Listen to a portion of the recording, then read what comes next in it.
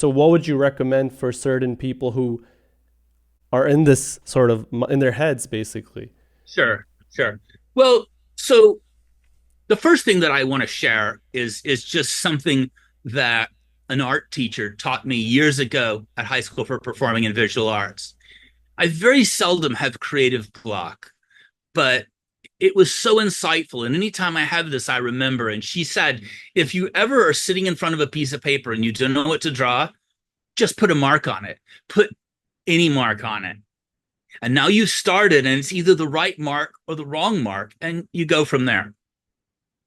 And there's a similar quote by Miles Davis that if you're playing and you hit a note that's not in the right key, what makes it the right or the wrong note is where you go next. Yeah, yeah, yeah. So those are very germane things to keep in mind in terms of the process and in terms of you know following through. Different people have different aptitudes. Some people are really good at one thing and some people are really good at another thing. And fortunately, I've always really been good about following through and completing things. And I think part of an ability to follow through and complete things is the willingness to let something be imperfect.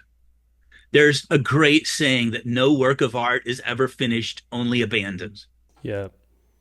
And honestly, sometimes you get it to that point and you keep pushing it and you screw it up. Yeah, yeah, yeah, definitely, yeah. So you just that's a thing that I think just over time you have a sense of when it's enough. And then you also have to differentiate, is this your personal creative work where you have the luxury of setting it aside, or is this a job for hire where it's on a timeline? You know? And so if it's your personal creative work, it can be whatever structure works for you. But in all things, you have to create a structure for success. Just like with me and my shyness, I couldn't just be like, okay, I won't be shy anymore. I was like, well, what does that actually look like? Like, I have to go out Mm. and meet people face to face. I have to have coffee. I have to, it was tangible, real things. And I had to actually put those on a list, put them on a calendar, go out and make them happen. Yeah. So you make yourself accountable. And one way to make yourself accountable is deadlines, putting things on calendars. And the nice thing about a deadline, it's not a prison. You can move it. You could say, oh, I didn't get it done today. Then you move it to tomorrow. You just don't blow through it and now it doesn't exist anymore.